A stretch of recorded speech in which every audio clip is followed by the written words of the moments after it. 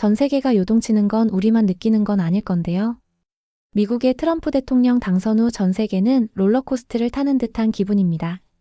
오늘은 미군 철수에 관련된 이야기입니다. 사실의 재미를 가미한 픽션을 함께한 감동 실화입니다. 이야기 시작합니다.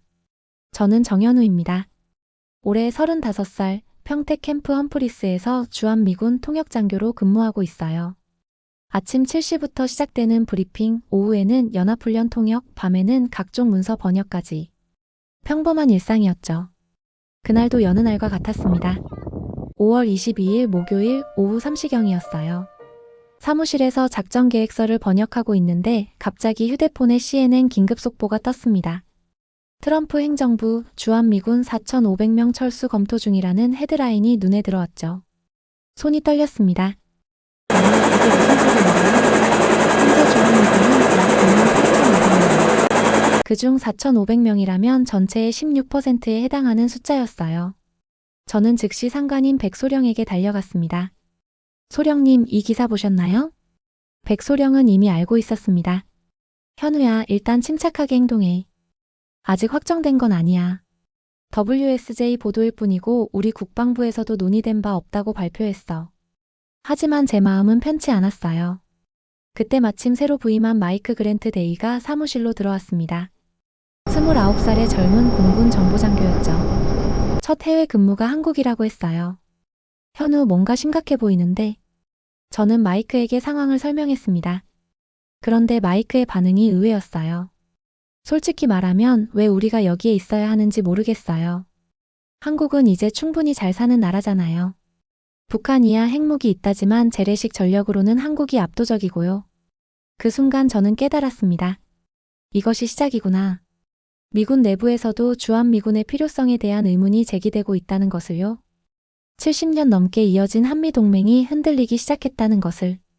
퇴근길에 평택역 앞을 지나며 생각했어요. 이 거대한 기지가 정말 비워질 수 있을까? 이곳에서 일하는 수만 명의 사람들은 어떻게 될까? 그리고 무엇보다 저 같은 통역관은 앞으로 뭘 해야 할까? 집에 돌아와 어머니께 말씀드렸습니다. 어머니는 파주에서 작은 국밥집을 운영하세요. 엄마, 미군이 철수한다는 기사가 나왔어요. 어머니의 표정이 순간 굳어졌어요. 그럴 리 없어. 그 사람들이 어떻게 우리를 버리고 가겠니? 그날 밤 잠을 이룰 수 없었습니다. 창밖으로 보이는 캠프 험프리스의 불빛들이 평소보다 더 밝게 느껴졌어요. 하지만 동시에 언젠가 꺼질 수도 있는 불빛처럼 보였습니다. 다음 날 아침 평소보다 일찍 출근했어요. 기지 정문을 지나며 경비병들의 얼굴을 유심히 봤습니다. 이들도 이 소식을 알고 있을까? 그들의 얼굴에서는 아무것도 읽을 수 없었어요. 사무실에 도착하니 이미 여러 명의 동료들이 모여 있었습니다. 모두 같은 걱정을 하고 있었죠. 저는 그때 처음으로 느꼈습니다. 제가 단순히 언어를 옮기는 사람이 아니라는 것을. 한미동맹의 가교 역할을 하는 사람이라는 것을요. 주말이 되어 파주에 있는 어머니를 찾아갔습니다. 어머니의 국밥집은 작지만 따뜻한 곳이에요. 벽에는 오래된 사진들이 걸려 있고 그 중에는 미군들과 찍은 사진도 몇 장 있었죠. 현우야, 앉아. 국밥 끓여줄게. 어머니는 평소와 다름없이 웃으셨지만 표정 어딘가에 걱정이 스며 있었어요. 국밥을 먹으며 말씀드렸습니다. 엄마, 정말 미군이 철수할 수도 있을 것 같아요. 마이크라는 미군 장교도 왜 여기 있어야 하는지 모르겠다고 하더라고요. 그때 어머니가 갑자기 일어나서 안방으로 들어가셨어요. 잠시 후 낡은 상자를 들고 나오셨습니다. 상자 안에는 오래된 메달이 하나 들어 있었어요. 이게 뭐예요? 한국 전쟁 때 받은 거야. 미군 병사가 준 것이지. 어머니는 천천히 이야기를 시작하셨습니다. 1951년 어머니가 16살이었을 때의 일이었어요. 그때 우리 마을에 인민군이 들어왔지. 젊은 남자들은 다 끌고 가고 여자들은 말 못할 일들이 많았어. 그런데 어느 날 밤 미군이 마을을 탈환했거든. 어머니의 목소리가 떨렸습니다. 그날 밤 인민군들이 도망가기 전에 마을 사람들을 죽이려고 했어. 나도 창고에 숨어 있었는데 발각됐지. 그때 총소리가 나더니 미군 병사 하나가 나타났어. 키가 크고 파란 눈을 한 사람이었지. 어머니는 그 미군 병사가 자신뿐만 아니라 마을 전체를 구했다고 말씀하셨어요. 그 사람이 내게 이 메달을 주면서 말했어. You are safe now라고. 나는 영어를 몰랐지만 그 말이 무슨 뜻인지 알았지. 이제 안전하다는 뜻이라는 걸? 그 메달에는 포벨러라고 새겨져 있었습니다. 용기에 대한 상이었죠. 그 병사는 그 후 어떻게 됐어요? 모르지. 다음날 부대가 이동했거든. 하지만 그 사람 덕분에 내가 살았고 너를 낳을 수 있었어. 저는 그제야 어머니가 왜 미군에 대해 특별한 감정을 갖고 있는지 이해했습니다. 마침 그때 가게 문이 열리며 마이크 데이가 들어왔어요. 주말에 파주 일대를 구경하다가 우연히 들른 거였죠. 현우 여기서 뭐 하고 있어? 제 어머니 가게예요. 들어와서 국밥 드셔보세요. 마이크는 호기심 가득한 표정으로 자리에 앉았습니다. 어머니는 정성스럽게 국밥을 끓여주셨어요. 정말 맛있어요. 이런 맛은 처음이에요. 마이크가 엄지손가락을 치켜세우며 말했어요. 어머니는 비록 영어를 모르셨지만 그의 표정만으로도 만족해 하셨죠. 저는 어머니의 이야기를 마이크에게 번역해 드렸습니다. 한국 전쟁 때의 일 그리고 그 메달에 대한 이야기를요. 마이크의 표정이 변했어요. 정말 그런 일이 있었군요. 하지만 곧 그는 현실적인 반응을 보였습니다. 하지만 그건 70년 전 이야기잖아요. 지금은 상황이 완전히 달라졌어요. 한국은 이제 스스로를 지킬 수 있는 강한 나라가 됐고요. 어머니가 제 번역을 듣고 조용히 말씀하셨어요. 그 사람한테 말해줘.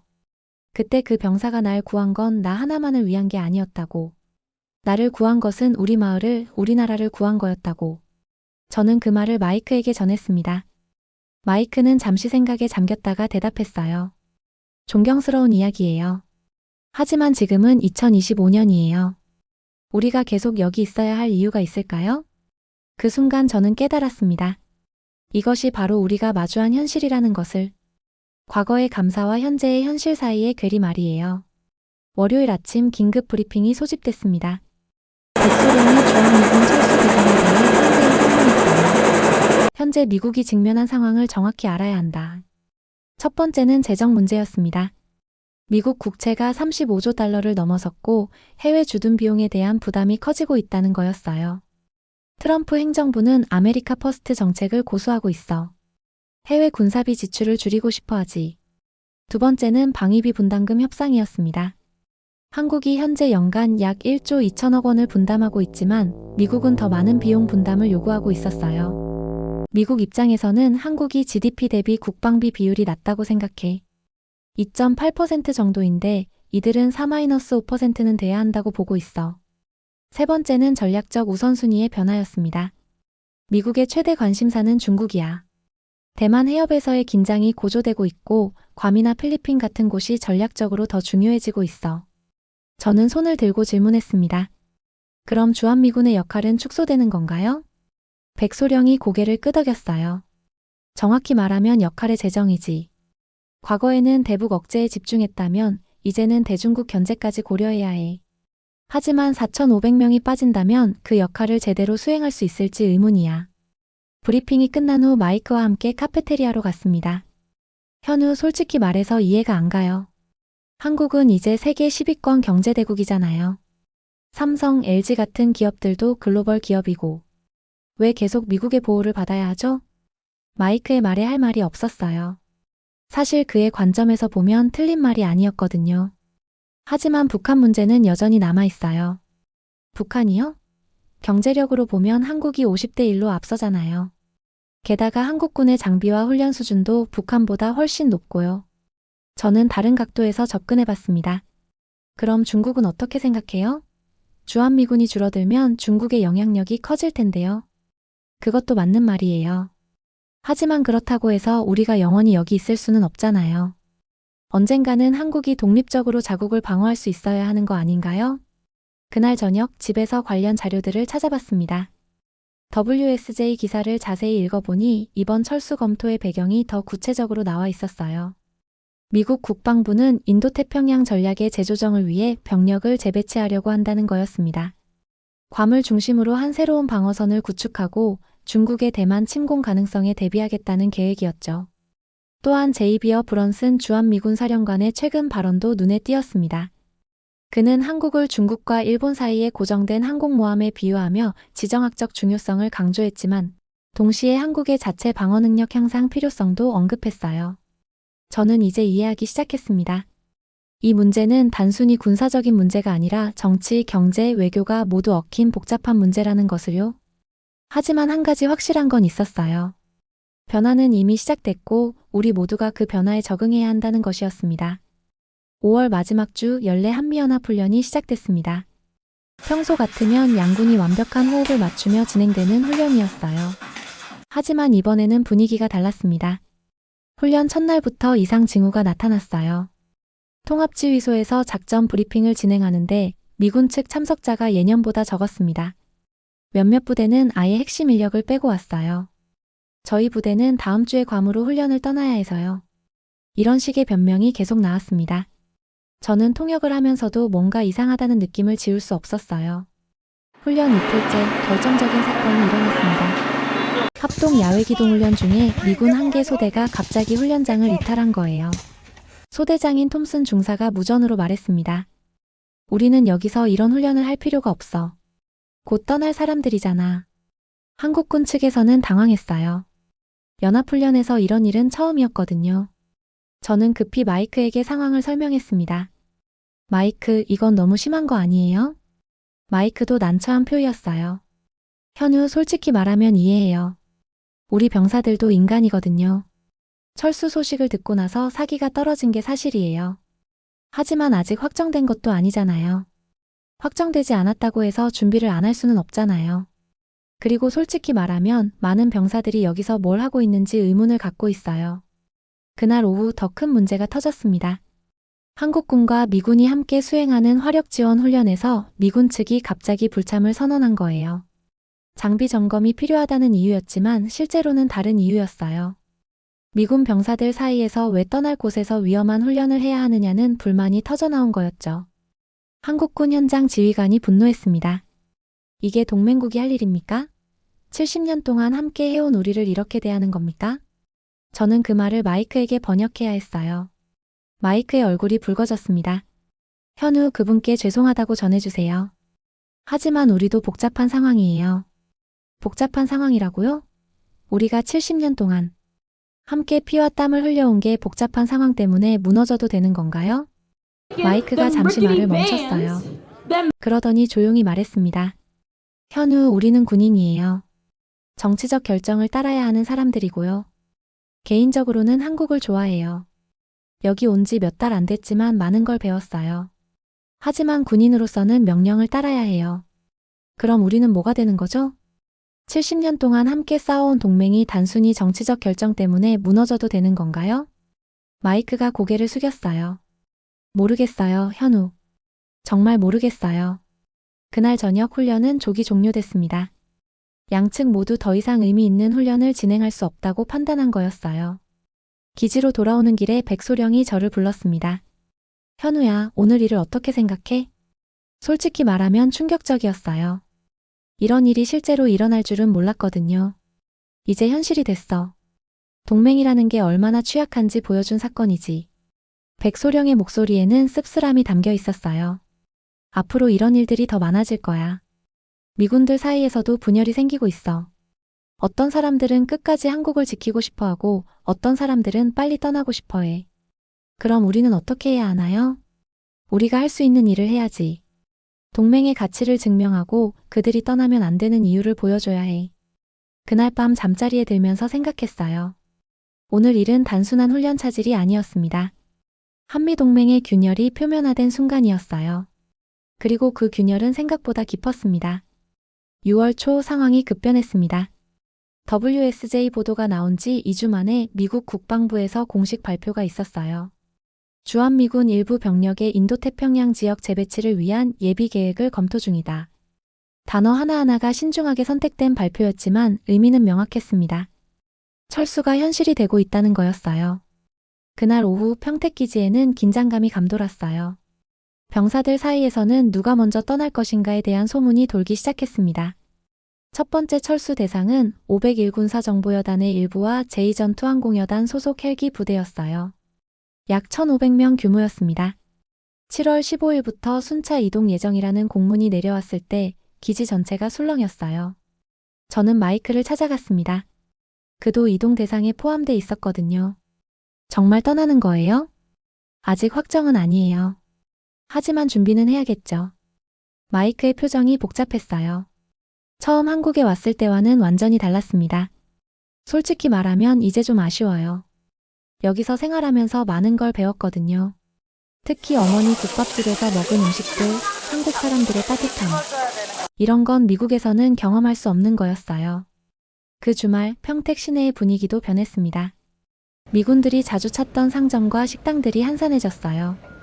일부 업주들은 벌써 가게 정리를 시작했습니다.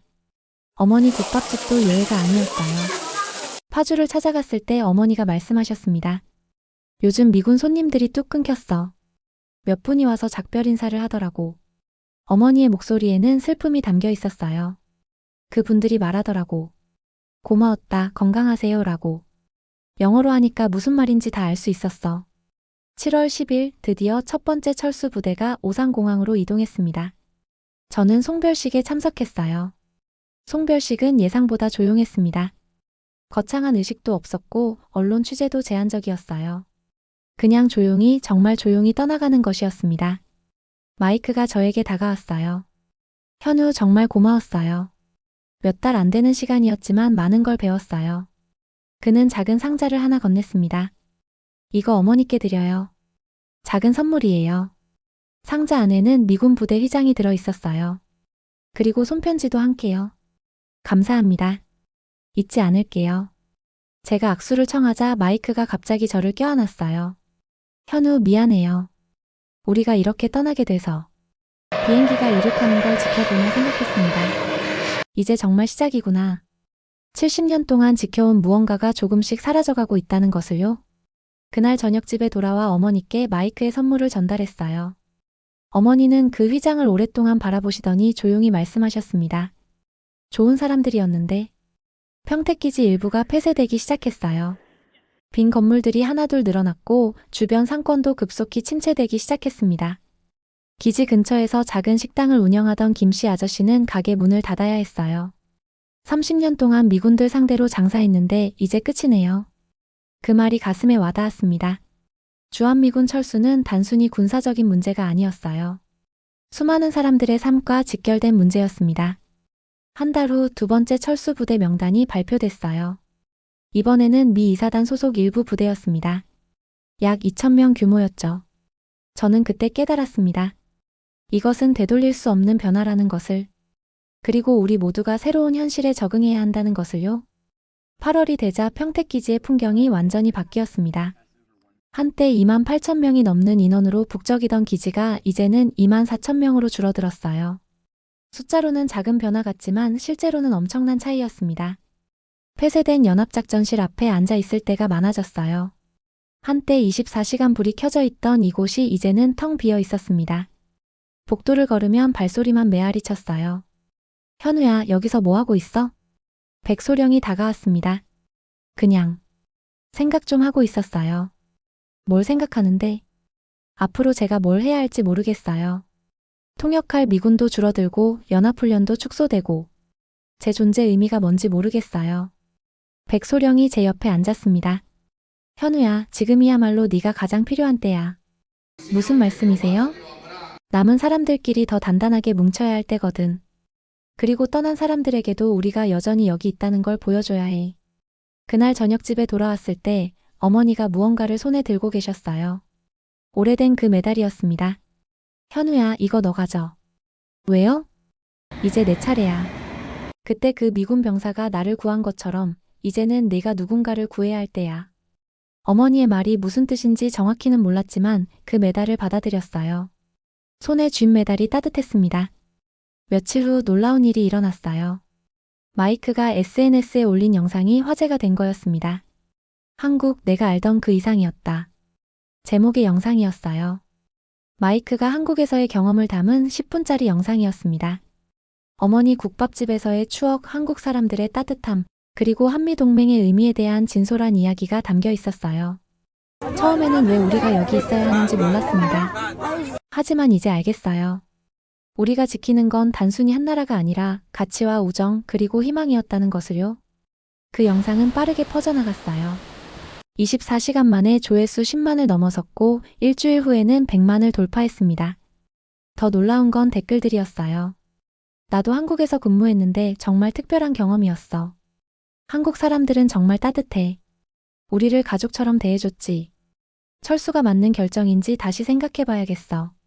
미군 병사들 사이에서 한국에 대한 재평가가 시작된 거였어요. 떠난 사람들도 남은 사람들도 모두 마이크의 영상을 보며 자신들의 경험을 돌아보기 시작했습니다. 저는 그 영상을 보며 깨달았어요. 우리가 할 일이 무엇인지를요. 단순히 슬퍼하고 포기하는 게 아니라 우리의 이야기를 세상에 알리는 것이었습니다. 백소령에게 제안했어요. 소령님, 저도 뭔가 해보고 싶어요. 뭘 하고 싶은데? 우리 이야기를 세상에 알리고 싶어요. 한미동맹이 왜 중요한지, 우리가 함께 해온 시간이 얼마나 소중한지 말이에요. 백소령의 눈이 반짝였어요. 좋은 생각이야. 하지만 어떻게 할 건데? 저도 영상을 만들어 볼까 해요. 하지만 개인적인 추억이 아니라 더 큰 관점에서요. 한미동맹의 전략적 가치, 지정학적 중요성, 그리고 미래 비전까지 포함해서 말이에요. 그때부터 저는 새로운 목표가 생겼어요. 단순히 언어를 옮기는 통역관이 아니라 한미동맹의 가치를 전 세계에 알리는 메신저가 되고 싶었습니다. 어머니가 주신 메달을 바라보며 다짐했어요. 이제 제가 누군가를 구할 차례라고요. 한미동맹을, 우리의 미래를요. 9월 말 기회가 왔습니다. 미국 국방부 고위층과 해외 언론이 참석하는 한미동맹 현황 브리핑이 평택기지에서 열리기로 했어요. 백소령이 저를 불렀습니다. 현우야, 이번 브리핑에서 통역을 맡아줄 수 있겠어? 물론이죠. 단순한 통역이 아니야. 이번에는 연합군 관계자 자격으로 직접 발언할 기회도 줄 수 있어. 제 심장이 뛰기 시작했어요. 드디어 제가 하고 싶었던 일을 할 수 있는 기회가 온 거였습니다.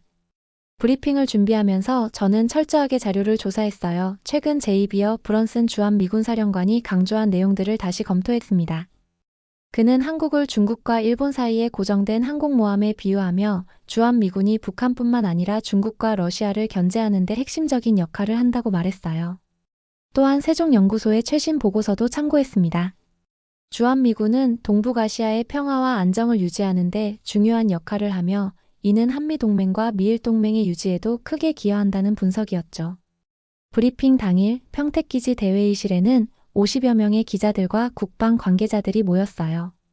CNN, BBC, 로이터, AP통신 등 주요 외신들이 모두 참석했습니다. 브런슨 사령관이 먼저 현황을 설명했어요. 주한미군은 단순히 한국을 방어하는 역할을 넘어서 인도태평양 지역 전체의 안정을 위한 핵심 축입니다. 이어서 한국 측 관계자들이 발언했고 마지막에 제가 나설 차례가 왔어요. 지금부터 연합군 관계자로서 정현우 소령이 발언하겠습니다. 저는 천천히 연단에 올라갔어요. 수십 개의 카메라가 저를 향했습니다. 어머니가 주신 메달이 주머니 안에서 따뜻하게 느껴졌어요. 안녕하세요. 저는 한미연합사에서 근무하는 정현우입니다. 저는 준비한 원고를 내려놓았어요. 그리고 마음에서 우러나는 말을 시작했습니다. 오늘 이 자리에서 여러분께 말씀드리고 싶은 것은 단 하나입니다. 우리가 필요해서 여기 있는 게 아니라 믿기 때문에 함께 있었다는 것입니다. 회장이 조용해졌어요. 70년 전 한 미군 병사가 작은 한국 마을에서 한 소녀를 구했습니다. 그 소녀는 제 어머니입니다. 그 병사는 단순히 한 사람을 구한 게 아니었어요. 희망을 구한 거였습니다. 저는 계속 말했어요. 지금 일부에서는 주한미군의 필요성에 의문을 제기합니다. 한국이 충분히 발전했으니 스스로를 지킬 수 있다고 말하죠. 맞습니다. 한국은 이제 스스로를 지킬 수 있을 만큼 강해졌어요. 하지만 그것이 동맹의 끝을 의미하지는 않습니다. 오히려 진정한 동맹의 시작이에요. 서로가 필요해서가 아니라 서로를 믿기 때문에 함께하는 동맹 말입니다. 저는 잠시 숨을 고르고 계속했어요. 한국은 지정학적으로 중국과 일본 사이에 위치한 전략적 요충지입니다. 주한미군의 존재는 북한 문제뿐만 아니라 중국과 러시아의 영향력 확대를 견제하는 데 필수적이에요. 이는 단순히 한국만을 위한 것이 아닙니다. 미국이 인도태평양 지역에서 영향력을 유지하고 일본과의 동맹을 강화하는 데도 핵심적인 역할을 합니다. 기자들이 메모를 열심히 적기 시작했어요. 하지만 가장 중요한 것은 숫자가 아닙니다. 4,500명이 줄어드는 것보다 더 중요한 것은 신뢰입니다. 우리가 서로를 믿고 있다는 것, 어려울 때 함께할 것이라는 약속을 지키고 있다는 것이에요. 70년 전 그 미군 병사가 제 어머니에게 말했듯이 우리는 서로에게 말할 수 있어야 합니다. You are safe now. 이제 안전하다고요. 저는 마지막으로 강조했어요. 동맹은 필요에 의해 만들어지지만 신뢰에 의해 유지됩니다. 우리는 지금까지 70년 동안 그 신뢰를 쌓아왔어요. 이것을 쉽게 포기해서는 안 됩니다. 발언이 끝나자 회장이 조용했어요. 그러다가 한 기자가 손을 들었습니다. 소령님, 그렇다면 주한미군 감축에 대해서는 어떻게 생각하십니까? 감축 자체보다는 그 목적이 중요하다고 생각합니다. 만약 인도태평양 전략의 효율성을 위한 재배치라면 한국도 그 전략에 적극 참여할 의지가 있어요. 하지만 단순히 비용 절감을 위한 철수라면 그것은 장기적으로 더 큰 비용을 치르게 될 겁니다. 브리핑이 끝난 후 여러 기자들이 저에게 다가왔어요. 그중 CNN 기자가 말했습니다. 정말 인상적인 발언이었습니다. 개인적인 이야기와 전략적 분석을 잘 결합하셨네요. 그날 저녁 제 발언이 각종 외신에 보도되기 시작했어요. 특히 미끼 때문에 함께 있었다는 부분이 많이 인용됐습니다. 더 놀라운 일은 그 다음에 일어났어요. 유엔 주미대사가 자신의 트위터에 제 발언을 인용하며 글을 올린 거였습니다. 동맹의 진정한 의미에 대한 깊이 있는 성찰. 한미동맹 70년의 가치를 다시 생각해보게 하는 메시지. 그 트윗이 전 세계로 퍼져나갔어요. 24시간 만에 10만 번 이상 리트윗됐고 주요 언론들이 후속 보도를 시작했습니다. 저는 그제야 깨달았어요. 제가 한 말이 정말로 세상을 움직이고 있다는 것을요. 10월 중순 워싱턴에서 놀라운 소식이 전해졌어요. 미국 국방부가 주한미군 감축 계획을 재검토하기로 했다는 거였습니다. 한미동맹의 전략적 가치와 지역 안정에 미치는 영향을 종합적으로 재평가한 결과라는 것이 공식 이유였어요. 하지만 실제로는 제 브리핑 이후 일어난 여론 변화가 큰 영향을 미쳤다고 들었습니다. 백소령이 저를 불렀어요. 현우야, 축하해. 네가 해냈어. 아직 확정된 건 아니잖아요. 하지만 분위기가 완전히 바뀌었어. 미국 내에서도 주한미군의 가치에 대한 재평가가 시작됐거든. 실제로 미국 의회에서도 움직임이 있었어요. 상원 군사위원회에서 주한미군 감축 계획에 대한 청문회를 열기로 했고 여러 전문가들이 한미동맹의 중요성을 증언하기 시작했어요. 11월 초 더 큰 변화가 일어났습니다. 트럼프 대통령이 직접 주한미군 현황에 대한 보고를 받은 후 한미동맹의 전략적 가치를 재평가하겠다고 발표한 거였어요. 그리고 11월 말 결정적인 순간이 왔습니다. 미국 국방부가 공식 발표했어요. 주한미군 규모를 현 수준으로 유지하기로 결정했으며 대신 역할과 임무를 재정의하여 인도태평양 전략에 보다 적극적으로 기여하도록 하겠다. 즉, 감축 대신 역할 강화를 선택한 거였어요. 그 소식을 들었을 때 저는 믿을 수가 없었어요. 정말로 바뀐 거였습니다. 며칠 후 더욱 놀라운 일이 일어났어요. 마이크가 다시 한국으로 돌아온 거였습니다. 괌에서 3개월 근무한 후 재배치 명령을 받은 거였죠. 현우 다시 만나게 됐네요. 마이크의 표정이 처음 한국에 왔을 때와는 완전히 달랐어요. 확신에 찬 모습이었습니다. 어떻게 다시 오게 됐어요? 상부에서 한국 경험이 있는 장교들을 우선적으로 재배치하기로 했대요. 새로운 임무를 위해서요. 새로운 임무요? 한미동맹을 인도태평양 전략의 핵심 축으로 발전시키는 일이에요. 단순히 대북 억제를 넘어서 지역 전체의 안정과 평화를 위한 역할 말이에요. 저는 그제야 이해했어요. 이번 사건이 단순히 감축을 막은 것이 아니라 한미동맹을 더 높은 차원으로 발전시키는 계기가 된 거였습니다. 12월 저에게도 새로운 제안이 왔어요. 한미동맹 자문관으로 일해달라는 거였습니다. 현우야, 이제 네가 단순한 통역관을 넘어서 한미동맹의 미래를 설계하는 일을 해보는 게 어때? 백소령의 제안이었어요. 구체적으로 어떤 일인가요? 양국 간 소통을 원활하게 하고 동맹의 가치를 지속적으로 발전시키는 일이야. 네가 이번에 보여준 능력이면 충분히 할 수 있어. 저는 그 제안을 받아들였어요. 크리스마스 이브 어머니 국밥집을 찾아갔습니다. 어머니는 예전보다 더 바쁘셨어요. 미군 손님들이 다시 늘어난 거였습니다. 현우야, 정말 고생 많았어. 뭘 고생이에요. 제가 해야 할 일을 한 것뿐이에요. 어머니가 그 낡은 메달을 다시 꺼내셨어요. 이제 이 메달의 의미를 알겠니? 네, 이제 알겠어요. 그때 그 병사가 나를 구한 것처럼 이제는 내가 더 많은 사람들을 구했어. 한미동맹을, 우리의 미래를요. 그날 밤 집에 돌아와 생각했어요. 저는 이제 더 이상 단순히 말만 옮기는 사람이 아니었습니다. 나의 말을 세상이 듣는 사람이 됐어요. 새해 첫날 평택기지에서 새로운 한미동맹 비전 선포식이 열렸습니다.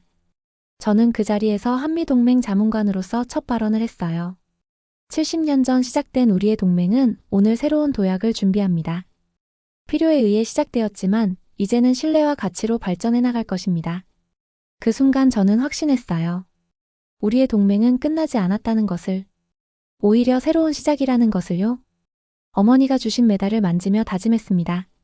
앞으로도 계속 이 일을 해나가겠다고. 한미동맹의 가치를 세상에 알리고 평화와 안정을 지켜나가겠다고요. 저는 정현우입니다. 한때는 조용한 통역병이었지만 이제는 한미동맹의 미래를 만들어가는 사람이 됐어요. 그리고 이것이 저의 마지막 임무가 아니라 새로운 시작임을 알고 있습니다. 우린 늘 말합니다. 동맹이란 함께 싸우는 거라고요. 하지만 진짜 동맹은 싸우지 않기 위해 함께 머무는 겁니다. 총을 들기 전에 손을 내밀고 국경을 넘기 전에 마음을 나누는 것. 그게 우리가 지키고 싶은 한미동맹의 진짜 모습이 아닐까요? 저는 단지 말만 옮기던 통역병이었습니다. 하지만 그날 이후 제 말은 세상의 언론을 바꾸고 떠나려던 병사들의 마음을 붙잡고 무너질 뻔한 믿음을 다시 세웠습니다. 이 이야기를 듣고 있는 당신께도 묻고 싶습니다. 당신은 오늘 어떤 신뢰를 지키고 계신가요? 지금까지 시청해주셔서 감사합니다. 좋아요와 구독은 무료지만 그 마음은 절대 가볍지 않습니다.